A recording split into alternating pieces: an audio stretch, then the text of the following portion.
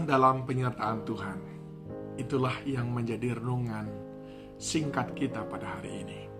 Bagaimana kita bisa mengalami ketenangan dalam penyertaan Tuhan? Di dalam kisah perpindahan kepemimpinan dari Musa kepada Yosua, hal itu dapat kita pelajari dan dicatat di dalam Ulangan 31 ayat 7-8.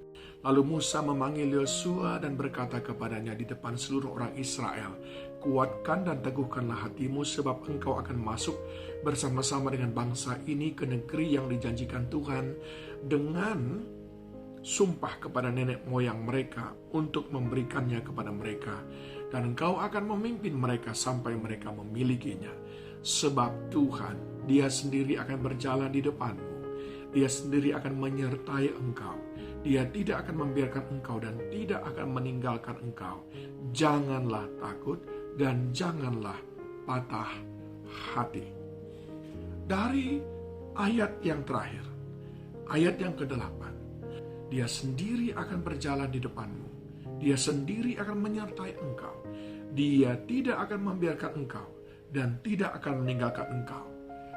Sampai di sini menunjukkan bahwa kita bisa tenang berjalan bersama dengan Tuhan karena kita mengenal Dia, bahwa Dia adalah Tuhan yang berjalan di depan kita, bahwa Dia adalah Tuhan yang menyertai kita, bahwa Dia adalah Tuhan yang tidak pernah meninggalkan kita. Ini mestinya dasar mengapa kita tenang dalam menjalani hidup ini. Ini bagian Tuhan, saudaraku. Ayat ini mengandung dua bagian. Bagian yang pertama itu tentang Tuhan. Dan biarlah saudara tenang memiliki ketenangan dalam menjalani hidup. Karena saudara mengenal Tuhan.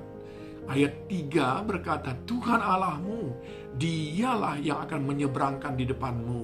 Dia yang mengerjakannya." Ayat 4 dikatakan, "Dan Tuhan akan melakukan terhadap mereka seperti yang dilakukannya terhadap Sihon dan Og, raja orang Amori." Artinya Tuhanlah yang berperang. Dan ayat 5 dikatakan, "Tuhan yang akan menyerahkan mereka kepadamu." Semuanya tentang Tuhan. Kalau dalam hidup ini sekarang saudara tenang, tetapi bukan karena saudara mengenal Tuhan yang menyertai saudara, yang berjalan di depan saudara, yang akan memukul kalah musuh-musuh saudara, kemungkinan besar saudara tenang dalam hidup karena saudara mengandalkan apa yang ada pada saudara. Dan itu akan mendatangkan kekecewaan. Kita diminta tenang dalam menjalani kehidupan. Tidak perlu takut, tidak perlu khawatir. Kita pasti menjadi pemenang, bukan karena kita kuat, tapi karena Allah yang berjalan di depan kita, Allah yang menyertai kita, Allah yang tidak pernah meninggalkan kita. Dia adalah Allah yang menyeberangkan kita dari persoalan satu ke persoalan berikutnya, ke tantangan berikutnya. Dia yang menyeberangkan kita sehingga kita mampu melewatinya. Dari pergumulan yang satu kepada pergumulan yang berikutnya, dan saudara tetap kuat menjalaninya. Dia yang menyertai. Itu yang menyebabkan kita tenang. Tapi ada bagian yang kedua, saudaraku. Lalu kita lihat kembali ayat yang ke-8, bagian terakhir. "Janganlah takut dan janganlah patah hati." Nah, ini bagian kita, yaitu kita terus memiliki ketetapan hati. Iman, percaya akan Dia, bahwa jalan ini akan berliku-liku, bahwa kehidupan ini akan banyak menghadapi tantangan dan pergumulan, bahwa kita akan menghadapi berbagai macam persoalan. Itu sudah pasti. Di sini tidak dikatakan bahwa tidak ada masalah, tidak ada persoalan, tidak ada tantangan, tidak. Bahkan Dia sudah menggambarkan ada suku-suku, ada bangsa-bangsa yang akan menghadangmu. Tetapi tugasmu adalah tetap percaya.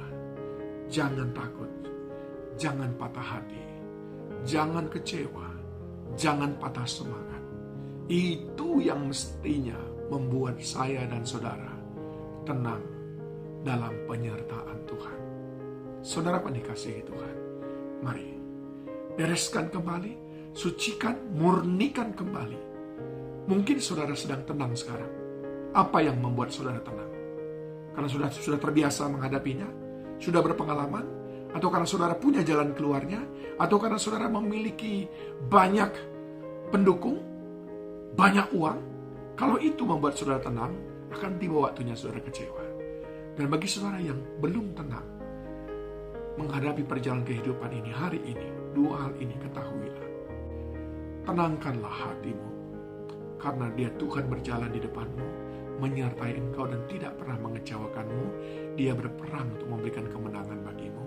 Dan yang kedua, jangan takut, jangan patah hati, tetap percaya engkau adalah pemenangnya. Dia akan membuat semuanya indah pada waktunya. Selamat memulai minggu yang baru. Doa saya, engkau mengalami ketenangan dalam penyertaan Tuhan. Tuhan memberkati.